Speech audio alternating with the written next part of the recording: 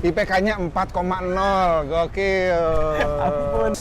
Lu udah melakukan segala halnya, tinggal doa. Nah, Bener. doa itu yang membawa dosen-dosen yang baik nilainya ke kita. Amin. Gila, religi banget. Gue yang kalau lu kenal sama Paul Krugman, Paul Krugman tuh kayak Nobel Oh laureate. iya bener. Paul Krugman tuh dari kampus kita ya? Paul Krugman tuh dari CUNY. Dari CUNY.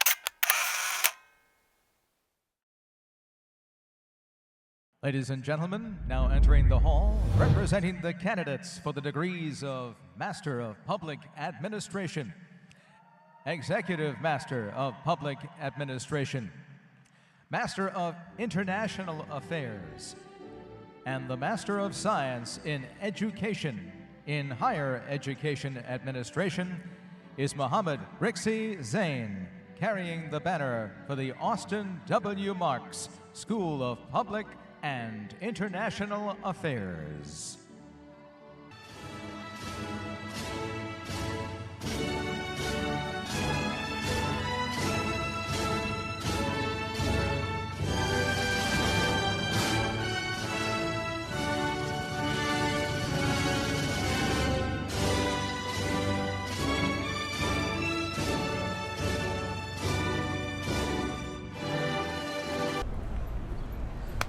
Oke, kembali lagi di podcast gue di Sinar Prakata. Gue udah lama nggak bikin episode karena baru nyelesain kuliah.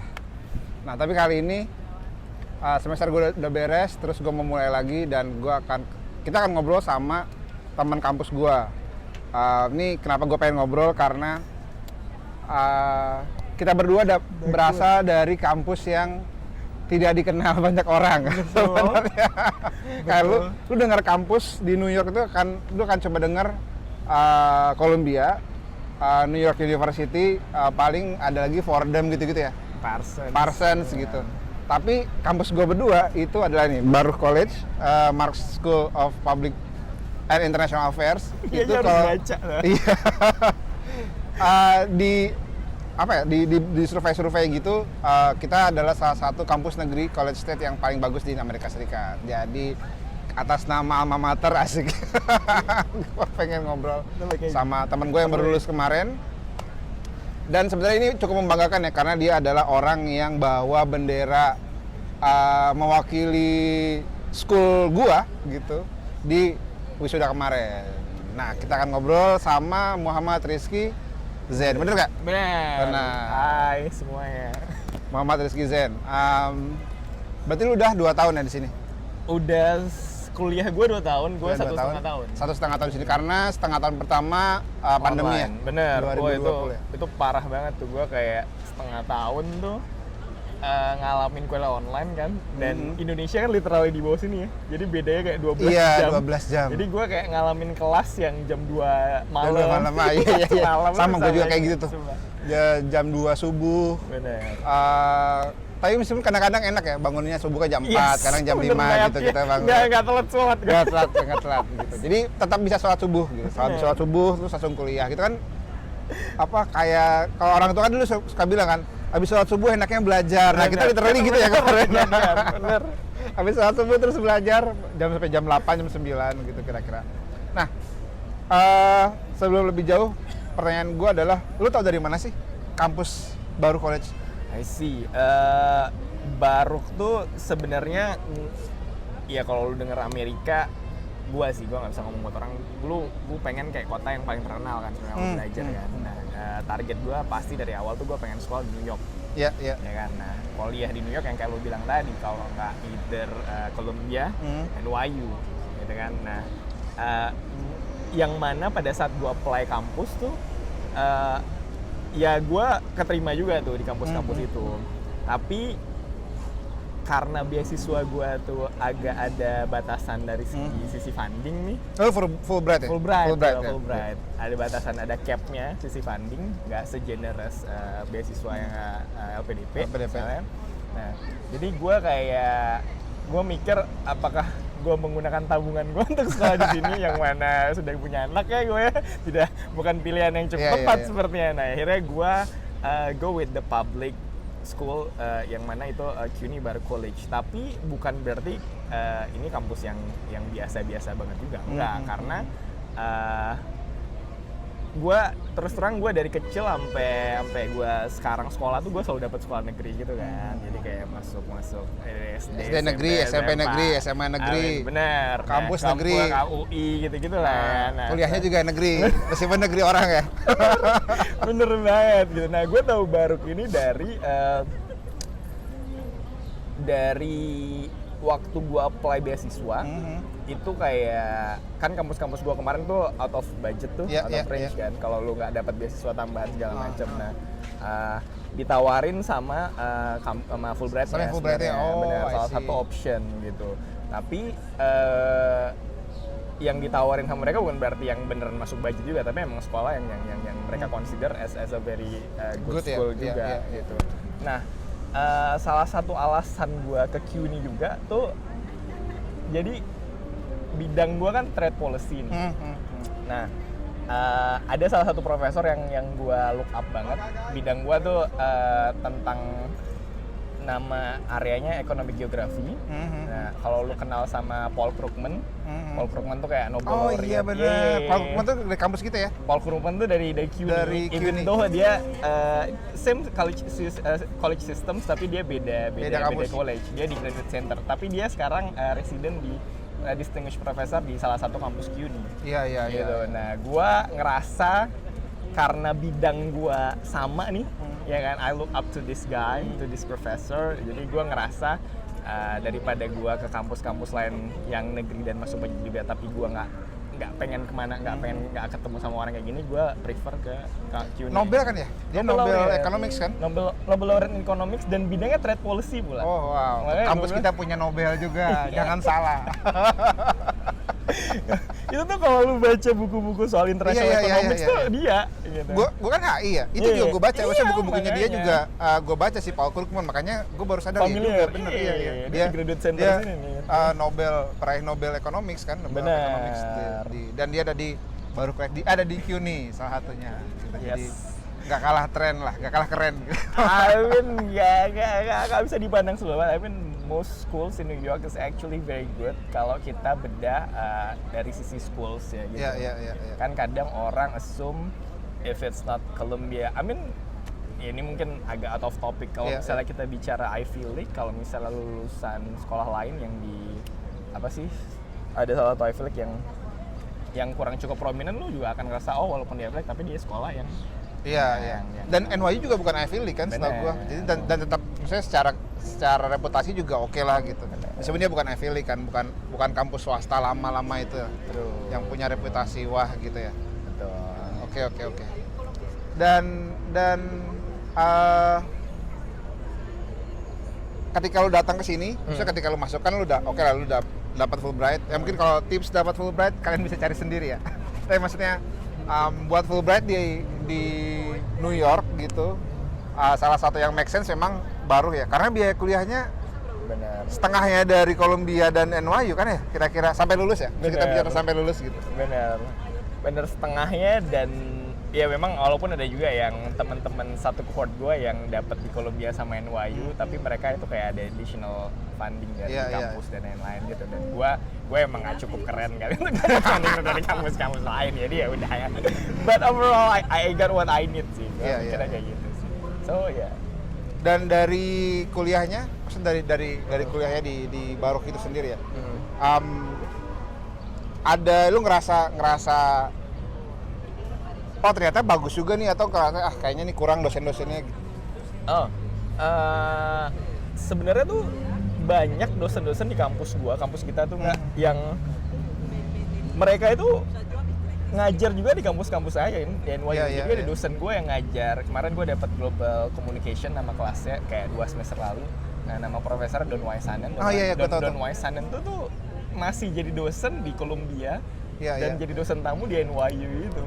Jadi memang karena mereka ada di kota ini, jadi ya itu mereka muter-muter aja gitu. Jadi dosen-dosen yang sama sebenarnya, kalau dari sisi quality dosen menurut gue ya emang karena dia residensi di kota ini, dia akan ngajar di Columbia, ngajar di CUNY juga gitu. Gue kemarin hampir ngambil Don Waisanen juga, cuma summer ini cepet banget penuhnya karena dia salah satu yang bagus ya, dosen yang bagus, jadi cepet banget keisinya. Jadi begitu gue mau daftar buat summer ini, udah kelasnya udah penuh gitu. Jadi gue tahu Don Wei Sanen juga Yeah, itu oke. Gue seneng banget belajar global communication sama dia, kelas salah satu yang memorable gitu. Terus kayak dosen-dosen lain kalau lu kenal Carla Robbins gitu kan, dia kayak Pulitzer Prize winner juga gitu. Dan dia sekarang dia kayak dedengkotnya sekolah kita lah. Dia yang kayak pertama kali program Master of International Affairs, gue seinget gue tuh dia yang propose. Oh wow. Iya, dan dia Pulitzer winner karena dia suka cover berita-berita di Middle Eastern. So she's a wonderful person. I've met her once, tapi you get that aura from her gitu loh. She's a very prominent person. Jadi banyak juga dosen-dosen lain selain beliau-beliau itu yang memang capable juga. Gitu. So I think in terms of the quality of the lecture, I cannot say for NYU or for other schools or for Columbia karena kita kan nggak di sana, tapi I think karena mereka juga ngajar di sana, gue kayak dapet kurikulum yang sama sih menurut gue. Iya, sepakat. Gue ingat salah satu dosen gue, dosen Urban and Transportation Policy itu, dia adalah orang yang salah satu bagian dari tim yang nge-propose congestion pricing yang bakal di gue lupa ya 2023 kalau nggak salah.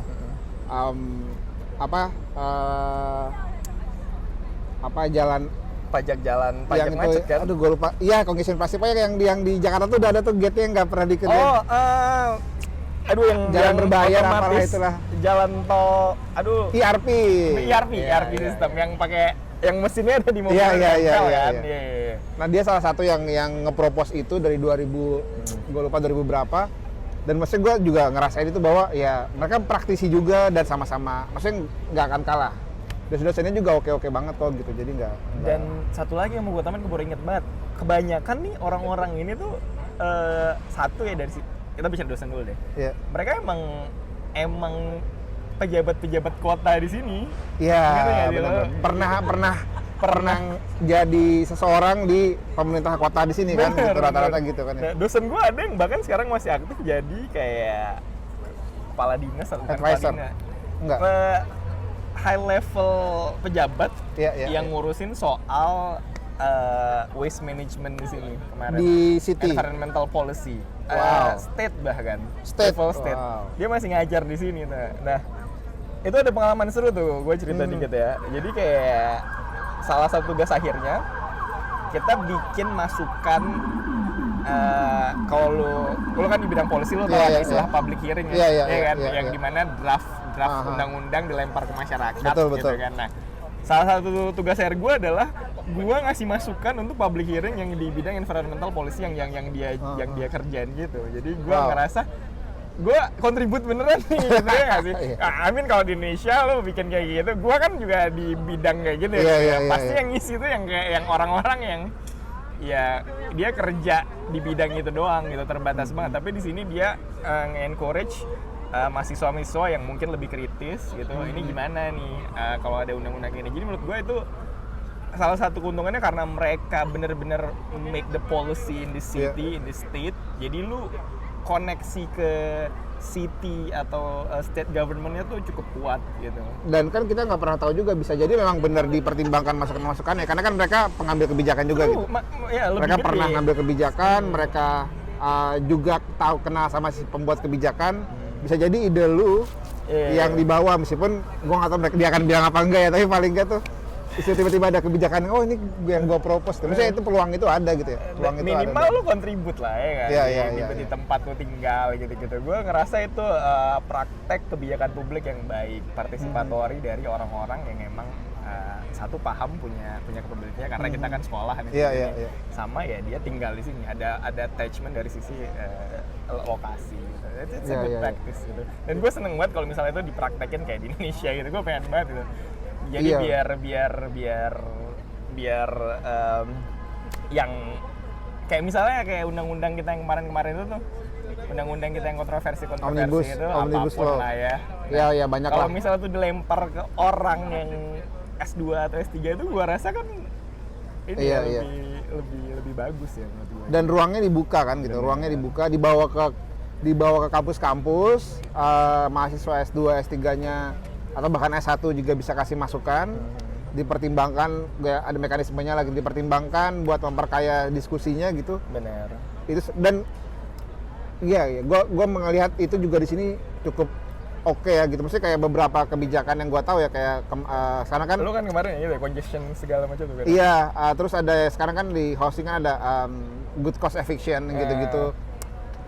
Itu juga ruang-ruangnya dibuka di kampus gitu. Setahu gua kemarin waktu gua belajar housing policy juga ngasih gambaran gimana sih sebenarnya kalau mau eviction yang benar tuh kayak gimana yang kayak gitu-gitu. Praktek langsung. Iya, maksudnya itu jadinya menarik sih. Kita berdua nggak berbicara di NYU apakah NYU dan Columbia Benar, kita kan melakukan itu atau tidak, tapi yang kita alami di kampus kita kayak gitu. Jadi ya kalian nggak cuma belajar teorinya tapi belajar prakteknya juga gitu. Paling nggak bikin policy brief yang benar kayak gimana. Kalau berhadapan langsung sama pengambil kebijakan kayak gimana gitu, itu kerasa banget sih. Dan memang. Dosennya ya pengambil kebijakan itu. Iya, kan? mereka pernah atau sedang ada di situ gitu. Menarik sekali memang. Iya. Dan karena gue nggak tahu ya, karena gue ngerasa ini kan kalau buat teman-teman residen kan cukup murah ya. Biayanya sekitar 1.000 per kredit, nggak di bawah itu bahkan. 1.000 kan kita kan per kredit 1.000 kan, mereka hampir setengahnya. Mereka hampir setengahnya, dan itu lumayan murah sih gitu. Jadi teman-teman yang kerja, yang teman-teman sekelas gua itu juga praktisi. Ada yang kerja di homeless shelter, ada yang kerja di MTA, ada yang seru lah gitu. Maksudnya mereka banyak juga. Tadi gue mau nambahin itu kan, kita dari kaji dari sisi si lecturer. Lecturernya. Studentnya tuh justru rata-rata kayak PNS. Iya, benar. City official segitu-gitu. Jadi lu beneran berasa lah lu kontribut, apalagi lu di bidang public policy ya. Iya, benar. Dan kayaknya juga kan kalau di Baruch itu kan ada selain ada MSP ya, Public dan International Affairs, tuh ada Zilkin Business School, sama apa satu lagi ya? Wiseman yang College Arts and Science Yeah. gitu. Dan itu juga isinya kayaknya seru sih ya. Gue nggak pernah ikut kuliah di sana, tapi kayaknya juga sama kerennya gitu. Kayak misalnya setahu gue di Zilkin itu lu bakal kenal sama pengusaha startup pengembang startup di sini di New York gitu. Jadi seru juga sih. And I think in terms of ranking ya, dari 3 sekolah yang ada di Baruch College tuh Zicklin tuh kayak top of the top gitu loh. I mean financialnya tuh lumayan Iya, orang tuh pada terkenal. Kalau lo bicara di New York terus lo bilang lo sekolah di Zicklin, itu orang akan okay, that's a good school gitu. Iya, makanya. So in terms of rank itu cukup bagus lah menurut gue kalau si Zicklin terutama. Dan LPDP tolong buka Baruch lah. Itu kalian ngebayarin 1 mahasiswa di NYU sama Columbia, di kita bisa bayar 2 atau 3. Serius. Bisa 2 atau 3 mahasiswa loh di kampus gua. Di kampus kita tuh bisa. Jadi tolonglah jangan cuma NYU sama Columbia lah. Dibuka tuh ke kampus-kampus negeri. Aduh, di kampus kita tuh ya berarti satu LPDP itu, satu jatah LPDP itu bisa bayarin 2 sampai 3 orang. Ada satu lagi kalau nggak salah di kita yang kemarin LPDP dia PhD. Itu boleh ya gue disclose ya? Boleh. PDP di kampus kita? LPDP, bukan di Baruch tapi salah satu kampus CUNY gitu. Dia di CCNY kalau nggak salah. Oh bisa? Ada namanya Martin. Ada. Oh Martin yang? Martin Bailey, NTT. Yang kemarin. Nah, tadi kan udah ngebahas kampus ya, kampus secara umum gitu, menarik sekali. Terus gue pas lu ngalamin gitu, kan jauh banget ya. Maksudnya gue nggak tahu ya, jauh apa enggak cara proses belajarnya di sini sama di Indonesia di S1. Lebih enak mana? Kuliah di sini ya S2 di sini, dan waktu lu kuliah di S1 di Indonesia di UI. Lu ngambil apa sih? UI gue FE tapi ekstensi kan, gue aslinya D3 di STAN. Kemudian gue lanjut kayak 2 tahun lagi di FE ngambil ekonomi manajemen keuangan. Nah, berarti kan udah ngalamin di STAN tuh. Ngalamin di UI sama ngalamin di Baruch gitu. Gue ngerasa gue ya mungkin kalau gue di Indonesia gue nggak dianggap cukup pintar kali. No. But in terms of GPA nih ya kan kita kan bicara ukuran yang bisa tahu semua orang lah ya. Nah, in terms of GPA gue bukan nggak bodoh-bodoh banget lah, tapi nggak yang high achiever banget gitu. Karena menurut gue dosen-dosennya cenderung kayak lebih kritis dan lebih bukan metodikal ya. Intinya tuh there are certain ways that you can solve a problem. Nah, they stick to that. Iya kan? Gue ngerasanya kayak gitu nih. Dari Oke. mulai gue D3 sampai gue S1 itu sama tuh, ya kan? There are certain ways of doing things. Nah, kalau di sini gue ngerasa there are not only one solution for every problem gitu. Iya, Jadi oke. kalau ide lu cukup gila atau ide lu cukup standar, they will always appreciate you and then they want you to elaborate more gitu. Iya, Jadi iya, itu iya. yang gue seneng banget gitu. Itu yang gue nggak dapet. Mungkin gue salah sekolah, gue nggak tahu. Tapi itu gue nggak dapet waktu gue di sana gitu. Berarti dikasih, maksudnya lu dikasih kebebasan secara akademik ya, mau ngapain? Lu ada masalah, secara teoretik begini, monggo silahkan lu punya ide-ide tertentu, yang penting terstruktur segala macam gitu. Ya? Bener, itu yang gue alamin, bener. Literally kayak yang lu bilang gitu. Jadi dikasih goalnya ada, tapi the way to achieve those goals tuh kayak lu bisa dari mana aja gitu. Iya. Mungkin karena bidang gue interdisciplinary juga, interdisipliner itu kan kayak yang lintas bidang. Iya, Jadi iya. ada political science, ada ekonominya gitu-gitu. Jadi karena memang dia lintas bidang, jadi dia paham bahwa emang nggak ada satu solusi untuk certain Satu problem. hal gitu ya. Jadi Dan, itu yang gue alami. dan seberapa banyak lu tinggal di sini membantu tinggal di New York gitu ya? Karena kan orang pasti berasumsi gini, ya ngapain kalau S2 di Indonesia juga, kalau mau dapat ilmu mah di Indonesia juga bisa gitu. Tapi seberapa banyak kalau tinggal di NYC, di New York City, itu ngebantu ngebuka perspektif lu terhadap sesuatu hal gitu ya? Atau misalnya apa yang lu pelajari atau apa yang lu minati gitu. Seberapa banyak itu membantu memperluas. Menarik nih.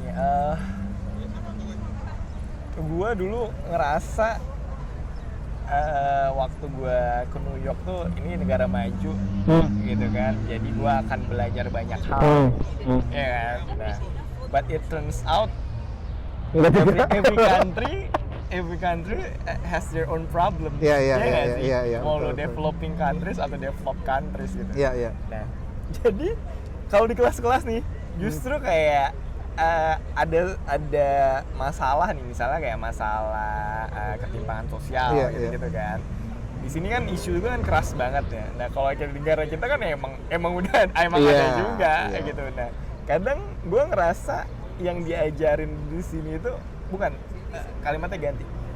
Kadang gue ngerasa gue bisa kayak kontribut nyelesain masalah di sini dari apa yang udah terjadi di negara Indonesia. gue gitu. Jadi kita kontribut our perspective Yap. to the problems that these countries have gitu, in a certain di bidang-bidang tertentu. Tapi di Iya. bidang-bidang lain kayak dari sisi yang kayak lu pelajari tata kotanya segala macam, mungkin ya lebih bagus di sini. Itu banyak gua pelajarin juga gitu. Kalau ya gimana negara baju, public transportationnya, ya kan lu pernah bikin Iya. konten tentang itu juga kan. Iya. Itu ada. Ya kita nggak ketinggalan banget di beberapa hal, tapi di beberapa hal lain banyak yang bisa kita pelajari juga. Iya. Jadi cukup menarik juga sebenarnya menurut gua. Dan ngebuka wawasan ya. Oh iya banget, karena semakin develop the country, orang-orangnya semakin banyak yang datang, semakin banyak perspektif, semakin banyak masalah. Iya. Sih, kadang benar itu Iya. banyak solusi, tapi kadang-kadang mereka Mau memperumit masalah. Bener gitu, jadi ya seru. Apalagi kalau di kelas lo banyak orang-orang yang warga lokal sini, yang dimana Iya.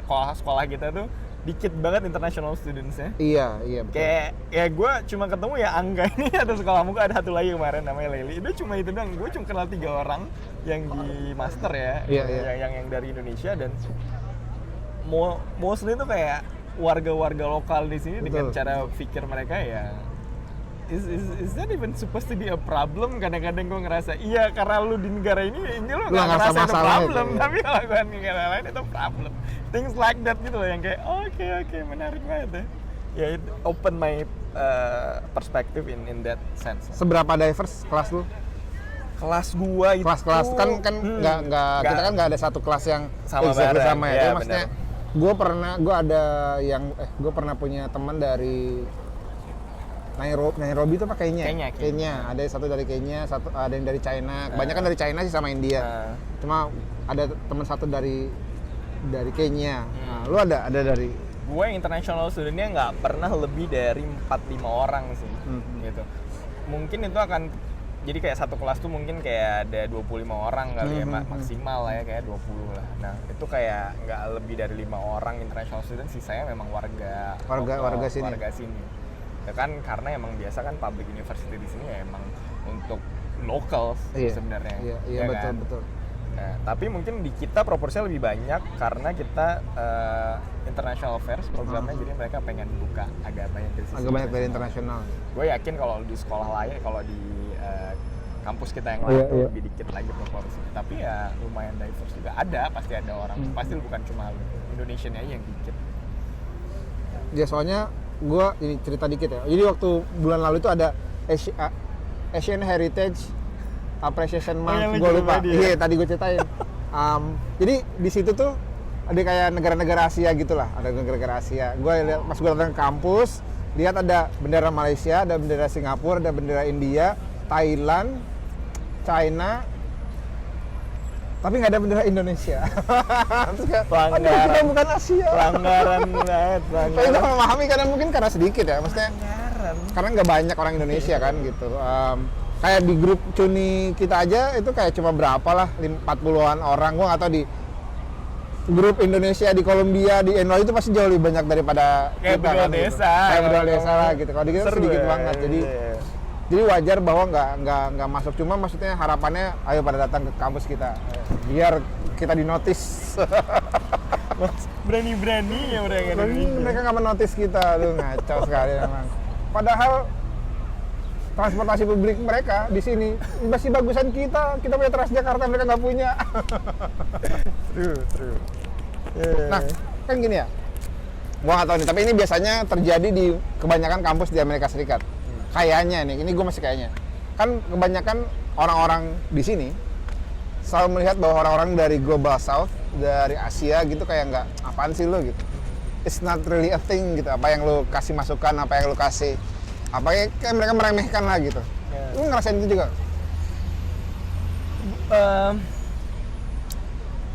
I mean, ada ya, kadang enggak. Gue ngerasa gue nggak tahu sih, tapi ya, di kampus kita tuh karena kita international affairs lagi-lagi ya, jadi orang-orang yang ada di dalam tuh kayak gue ngerasanya nih ya, mungkin lu beda nih. Gue ngerasanya kan lu public affairs ya, nah gue international affairs. Jadi mereka lebih appreciate masukan-masukan dari warga-warga internasional student nih, ya nggak sih?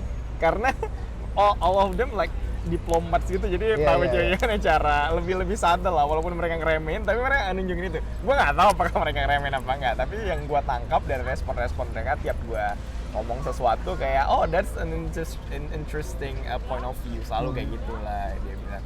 Jadi gue nggak dapet itu, tapi kayak maybe in some schools, in other schools ada yang ngerasa kayak diremehin, kayak gue nggak tahu sih, gue nggak bisa akan. Tapi itu bukan masalah.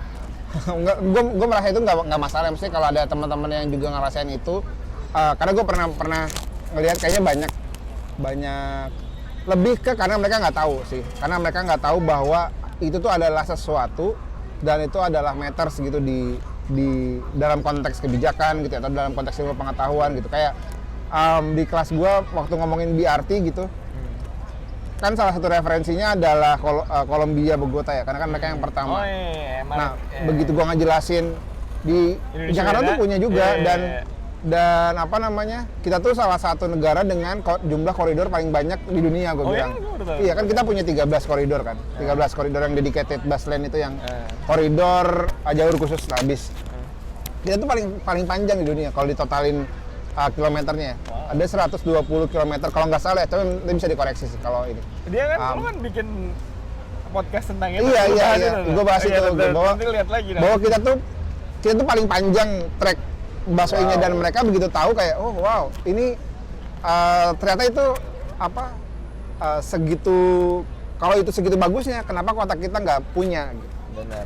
Nah itu yang meskipun awal-awalnya kayak gitu ya. Kadang-kadang mereka nggak tahu aja gitu. Jadi kalau kalian udah di kelas, pede aja udah, pede aja kasih tahu negara lu ngapain, negara lu gimana gitu. Setuju gua. Supaya mereka juga tahu kan bahwa di Indonesia ini oke nih gitu. Bener, kurang exposure aja kan. Kurang exposure aja gitu.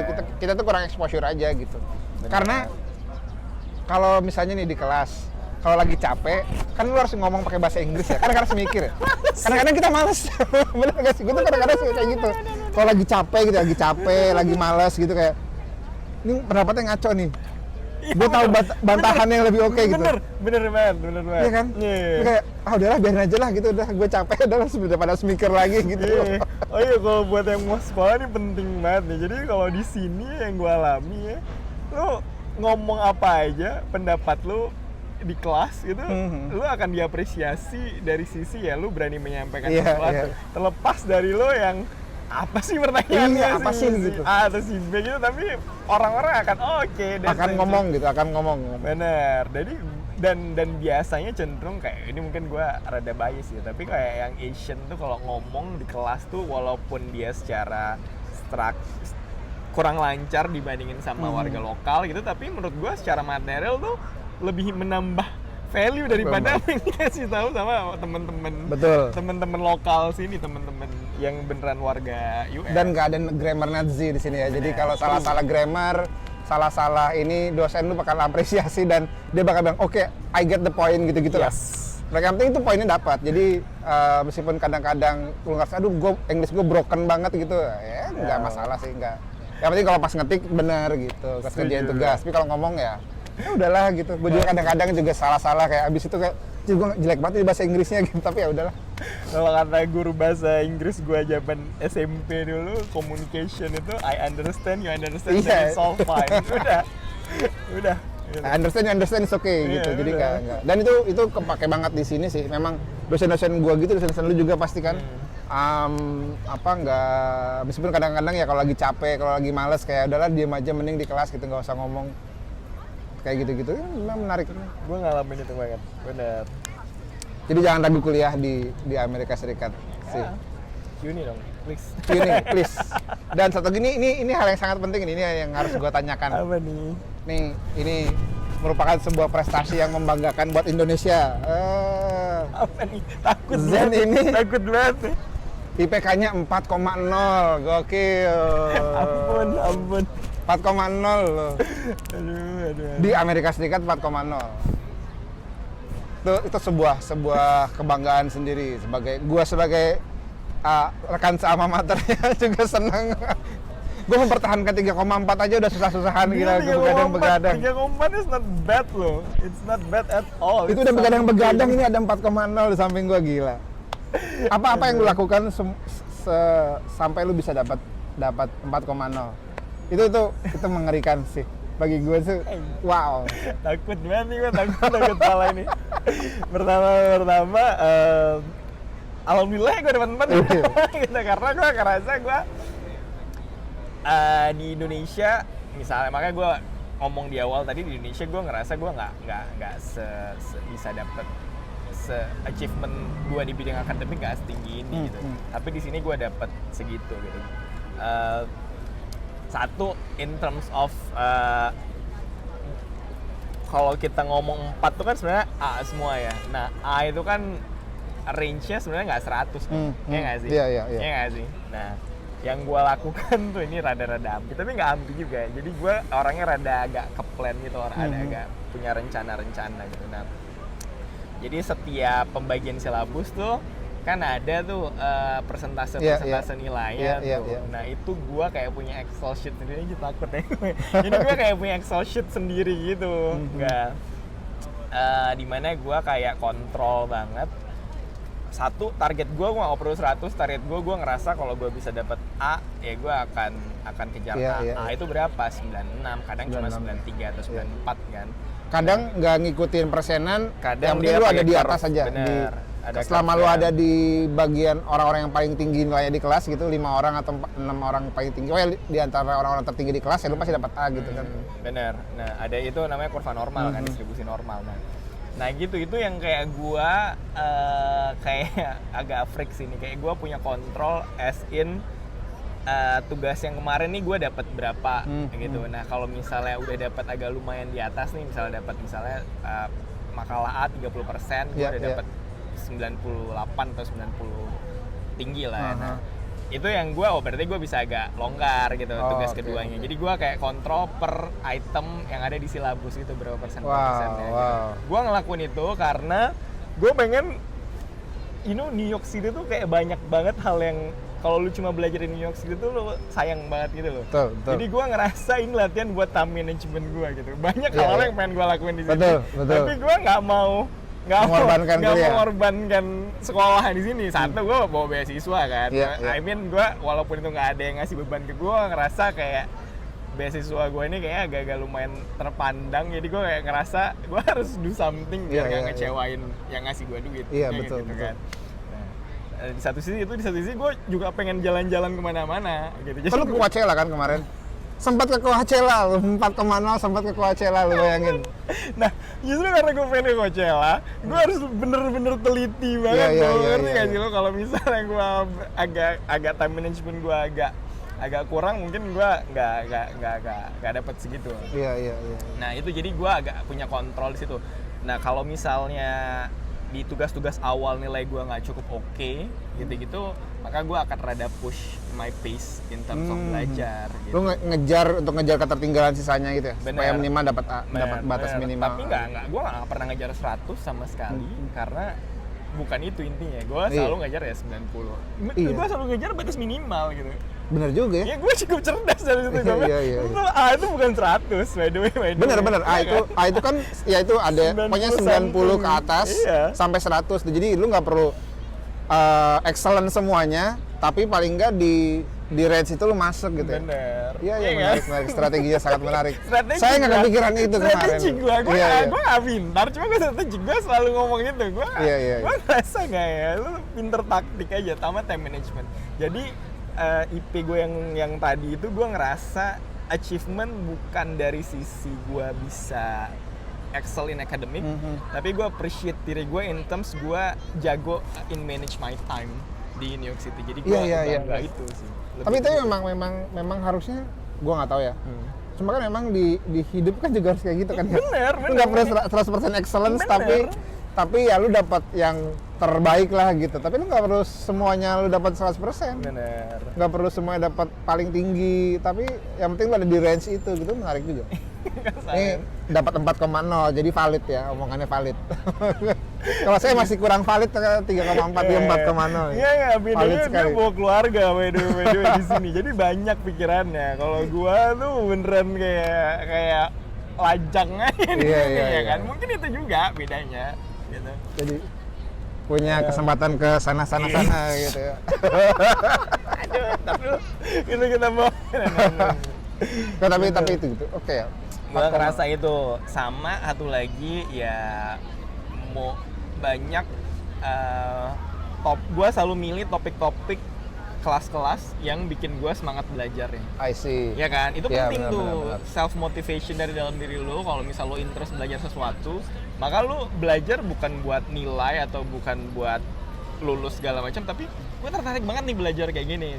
Dan itu cuma kejadian di level setelah undergrad menurut gue. Topik-topik yang menarik. Karena kalau pas di undergrad kan lu dibentuk gitu kan, dibentuk logikanya, fundamentalnya dibentuk. Cara research gimana. Nah kalau sekarang tuh kayak ada mata kuliah yang kayak trade policy misalnya, itu kan itu gabungan dari semua hal dan itu spesifik banget, dan kebetulan tuh bagian dari kerjaan gue. Jadi gue tertarik banget tuh belajar kayak gitu. Gue pengen excel di bidang ini gitu. Minimal gue nggak bodoh ya di bidang ini kan. Gitu. Jadi lu kalau sesuatu yang menarik lu pelajarin, menurut gue hasilnya akan lebih kelihatan sih daripada hal yang kayak lu nggak punya interest sama sekali gitu sih. Iya, ya lu punya, ibaratnya lu ngelakuin effort lebih banyak pun nggak masalah gitu, karena lu suka gitu. Bener. Gitu sih. Sama tuh lagi dosennya kadang-kadang kita kayak banyak dapat yang agak generous. Iya. Itu juga saya juga mengalami itu. Ada beberapa dosen yang langsung dapat A. Bener. Itu kombinasi sebenarnya, kombinasi antara usaha dan luck. Kayak sih. Iya, ada pepatahnya tuh. Iya. Sukses itu adalah kombinasi dari effort and luck. Ya udah itu aja menurut gue. Kalau di itu kan apa Islam itu tawakal gitu. Lu Bener. udah berusaha keras, lu udah melakukan segala halnya, tinggal doa. Nah, Bener. doa itu yang membawa dosen-dosen yang baik nilainya ke kita. Amin. Gila, religi banget. Gue yakin video lo kali ini tuh lebih banyak gitu. Lo tambahin hashtag religi deh. Iya, nanti gue apa? Tawakal dapat 4,0 gitu. Wah, itu Amin. sebuah clickbait sekali gitu. Nggak, tapi itu emang benar sih, maksudnya gue juga mengalami itu, maksudnya nggak banyak ya, cuma maksudnya ada lah dosen-dosen yang begitu ngeliat effort kita, True. misalnya kita datang kelasnya, kita ngerjain tugasnya gitu, kita aktif di kelasnya, meskipun nilainya mungkin so-so gitu, tapi sama dia ya mungkin dikasih dinaikin jadi A gitu. Amin, kita kan nggak nutupin kemungkinan itu juga. Iya. Tapi kan tetap harus datang ke kelasnya, tetap harus ngerjain tugasnya, tetap harus aktif di kelasnya gitu. Jangan kayak, oh ini dosen ini gampang nih gitu. Udah lo nggak masuk, lo malas-malas kerjain tugas ya. By the way, gue pernah ngalamin dosen yang kayak gitu waktu gue zaman S1 dulu ya. Ada dosen yang kata orang tuh, ini kayaknya dosen Gampang tuh banget. gampang nih, easy A nih misalnya kan. Terus ternyata karena gue mindset easy, gue gak dapet E. Kesel banget gak sih lo? Sumpah. Jadi antara teman-teman lo yang A itu lo nggak dapet. Kesel banget. By the way, ini disclaimer, bukan gue tuh anaknya bukan maniak nilai banget ya. Cuma gue pada saat yang lain dapet, gue gak Iya. dapet tuh gue ngerasain. Cuma kan semuanya dapat A, semuanya dapat kegemudahan itu. Kok Oh my gua God, enggak? Kan kita kan kesel kan. Lebih ke sana sih gue. Aduh. Gitu. Jadi kalaupun itu dosennya gampang, Jangan tetaplah ikutin standar lah, basic needs-nya, basic requirement lo tetap harus penuhi lah. Jangan lengah ya. Jangan lengah. Itu kadang-kadang waspada. kita suka kayak gitu juga sih memang. Ya. Bener. Nah itu dapat 4,0 terus bawa bendera. Itu gimana? Iya. Maksud gua lu mengalami karena di satu stadion di Barclays Arena kandangnya Brooklyn Nets. Yeay, go Brooklyns, go Nets. Jadi kalau misalnya lu kuliah di tempat kita wisudanya, kalau NYU itu di Yankee Stadium, kita di kandangnya Brooklyn Nets. Halo Panji pasti tahu nih Brooklyn Nets, iya kan? Gitu. Nah itu maksud gua apa yang lu rasakan ketika lu mewakili school kita kan berarti kan ya, mewakili MSP ya. Apa yang lu rasakan gitu? Iya, jadi tuh ceritanya dulu nih ya. Ceritanya gue tiba-tiba di email nih. Di email sama gila rame banget. Di email sama kampus. Pembukanya Dear baru brightest. Wih, apa nih? Jarang-jarang kita. Gua nggak pernah dapat email itu gua nggak pernah dapat baru brightest. Apakah gua rajin banget sholatnya sehingga muka gua bercahaya? Ya kan gua nggak tahu nih. Ya. Apakah itu kelihatan apakah dari Islamic Mungkin lu pakai skincare kali, bisa jadi. Gua nggak tahu, Bisa nggak jadi. tahu ya kan. Dia baru brightest terus dia bilang. Nah, gua ditawarin. Nama gua terdaftar sebagai salah satu yang dinominasin untuk membawa banner, gitu kan. Nah, dia bilang lagi di situ, only very few candidates that have this honor. Dia bilang, we wish you to consider this karena ini proud juga, ini mewakilin kampus lah, bikin bangga gitu kan. Terus gua they got me at the baru brightest, gue udah oke. Gak perlu baca email. Nah, gue se-cheap itu, semurah itu nggak semurah itu nggak. Tapi gue pertama gue nggak tahu that's a big thing di sini. Jadi ternyata di beberapa kampus, di most kampus di US, when you carry the banner of your school, it's an honor gitu. Iya. Gitu. Nah, gua akhirnya kayak research kecil-kecilan, as in lihat Wikipedia, ya kan? Nah ternyata seberapa keren sih itu gitu. ternyata itu sejarahnya nih, kita bicara sejarah kalau misal lo di perang, penting si pembawa banner gitu karena dia adalah kayak yang pertama kali maju atau dia yang menandakan perang berhenti gitu. Kalau misalnya bannernya jatuh, artinya pasukan di sejarah nihilin udah kalah gitu. Jadi ternyata itu sejarah dari sana gitu. Di sini di bawah itu lagi, bahwa yang masuk pertama kali itu harus yang megang banner nunjukin lo panji dari mana gitu. It's a very European thing lah sebenarnya, kita nggak tahu ada Iya. Tapi Di Indonesia nggak ada gitu kan soalnya. seingat gua nggak ada. Setahu gue kan Nggak kalau ada. wisuda tuh nggak pernah ada yang bawa, ya misalnya yang mahasiswa paling pinternya atau nilai yang paling tinggi itu nggak bawa bendera. Nggak bawa Bahkan bendera. kan kayaknya nggak pernah ada yang bawa bendera deh Nggak kalau ada, wisuda nggak kita ada, kan bener, di Indonesia kan. bener, nggak ada. Tapi kayak kemarin di US tuh bukan cuma di kampus kita, kayak kampus-kampus kayak NYU tuh gua tahu ada yang bawa banner gitu. Iya di NYU kan ada yang bawa juga gitu. Ada yang bawa juga pas ada Taylor Swift kan. Kalau kita nggak ada artis. Coba nanti masukin link Taylor Swift di sini ya kan. Kan buat istri lo juga Namira. Itu sungguh marketing yang keren dari sebuah kampus, itu mantap. Ya kan. Nah, itu ya udah gua terima tuh si tawarannya. Iya. Gua nggak tahu kriterianya apa. Bisa jadi academic achievement, bisa jadi, maksudnya kan dia nggak bilang di situ, tapi dia bilang dia kasih dia Karena dari Indonesia. Nah, gua bangganya. Tapi kan 4,0 dari Indonesia itu udah mantap, udah bener. standar lah, itu harus dapat nih. jadi gue inget banget gue datang ke Barclays Center tuh commencement-nya upacaranya itu kan jam 9 tuh ya. Jam 9. Gue datang jam 7 Itu emang harus jam 7 datangnya? karena gue harus kayak ada gladiator segala Wow, menarik. Ya udah. Sebenarnya nggak berat, tapi ya lumayan lah, kayak perlu biar lo kebiasa megangnya gitu ya. Dan yang bikin gue senengnya tuh itu kan Barclays Center ya. Iya, kan. iya. Jadi gue tahu itu tempat yang historic, tempat yang ikonik lah kalau di betul. Brooklyn ya. Di Brooklyn. Nah, dan lu tinggal di Brooklyn kan ya? Gue tinggal di Brooklyn ya. Jadi kan? kayak ada. Bener, ngerti lah ya.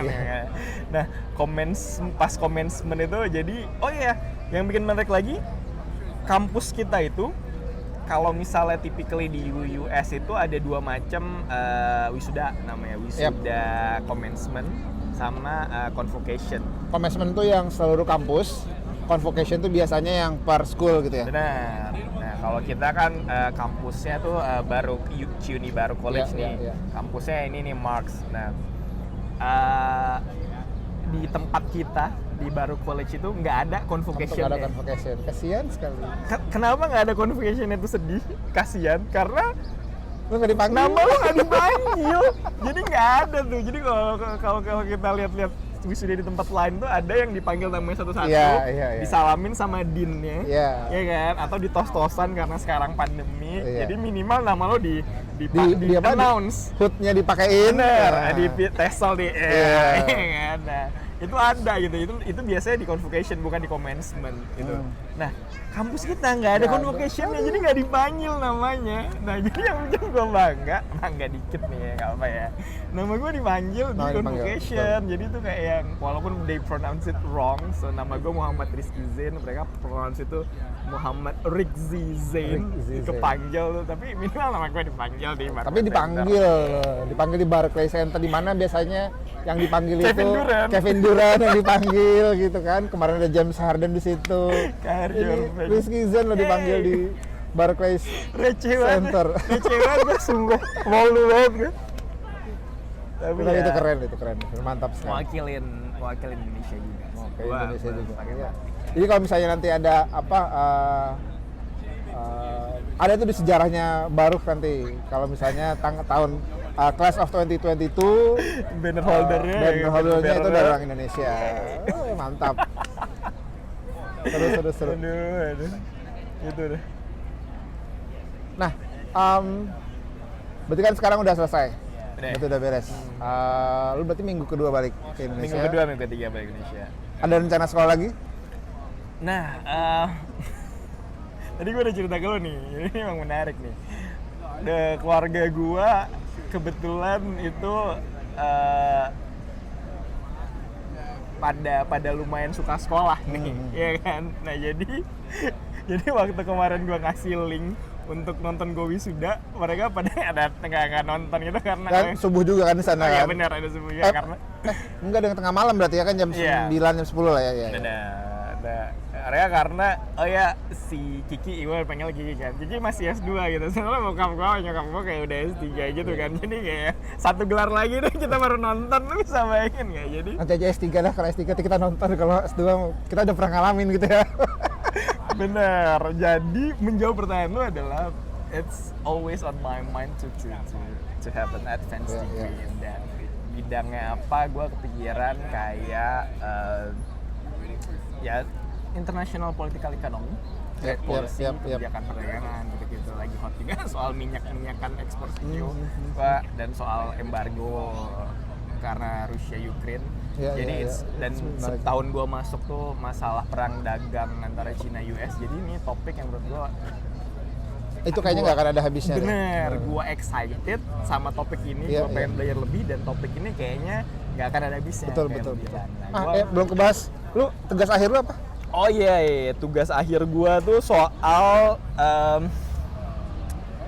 jadi ada kebijakan aglomerasi. Kebijakan aglomerasi itu simpelnya adalah ada area-area tertentu di muka bumi ini, di US, di Indonesia kita juga punya, yang kayak dikasih kebijakan khusus untuk daerah itu berkembang gitu, berkembang asin ekonominya. Kayak gitu benar, kawasan ekonomi eksklusif khusus. Benar, kawasan ekonomi khusus, kawasan berikat. Gitu. Itu yang tema besar tesis gua gitu. Nah, tapi yang gua bahas adalah dari sisi sustainability-nya. Menurut gua ke depan nih yang akan tetap hot itu adalah satu teknologi, yang kedua adalah dari sisi sustainability-nya. Betul. Kadang dua-dua beriringan, kadang dua-dua bertolak belakang. Nah, gua pengen sebenarnya teknologinya gitu, tapi entah kenapa nggak tahu ya, kok bukan gila, gue kok ngomong calling kayak paling iya banget gitu ya. Tapi gue ngerasa lebih nyaman untuk mengkaji dari sisi sustainability. Nah, jadi si tema tesis gue itu adalah sustainability di kawasan ekonomi khusus, kawasan berikat gitu-gitu. Gimana in general nih ya, ini gue kayak ini kayak tesis, sidang tesis nih sama lo. Tapi intinya KEK di seluruh dunia ini cenderung nggak memperhatikan sisi sustainability. Gaji yang dikasih itu nggak cukup di bawah rata-rata UMR misalnya gitu kan.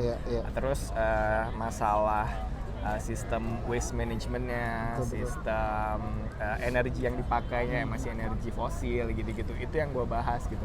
Nah, itu yang harus lebih diperhatikan sama kalau kita mau mengembangkan si kawasan ekonomi khusus ini gitu.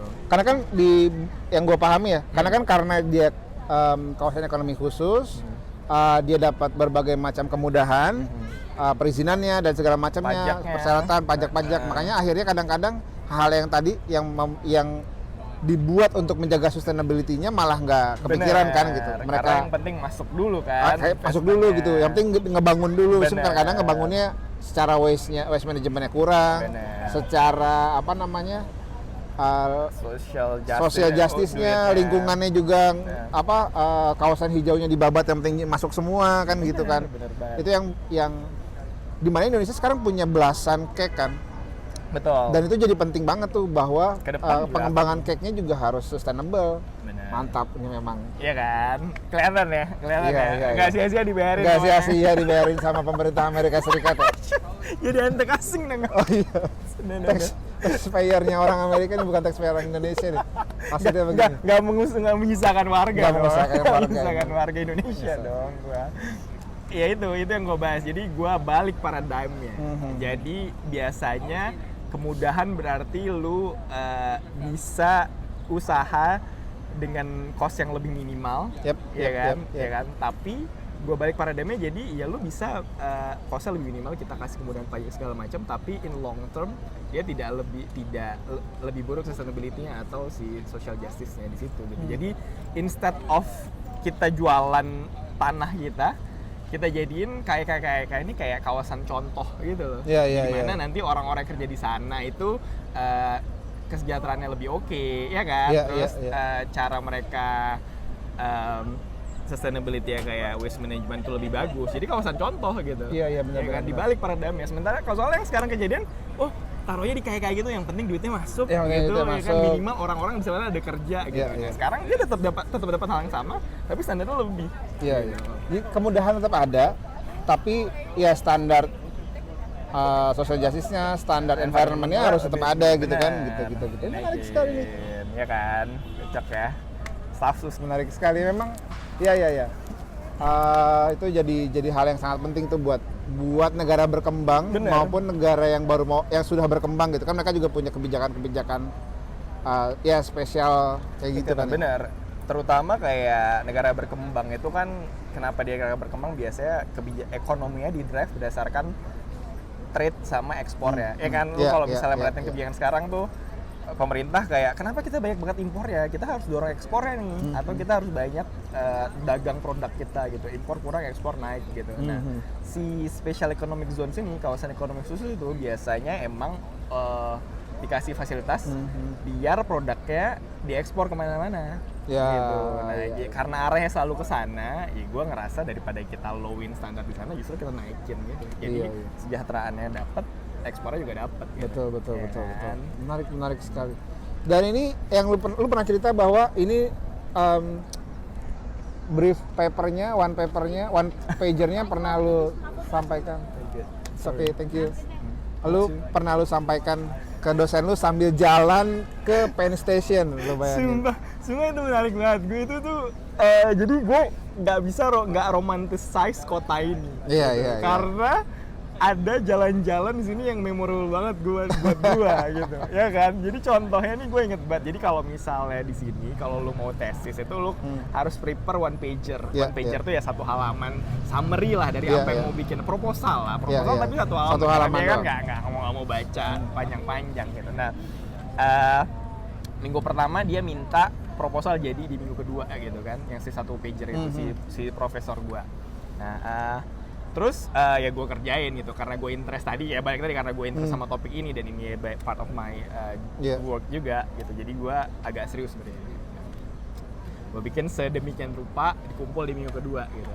Nah di minggu kedua kita presentasi kayak 5-10 minutes masing-masing jelasin proposalnya gimana gitu. Nah udah selesai kelas, tiba-tiba gue dipanggil sama si dosennya ini gitu.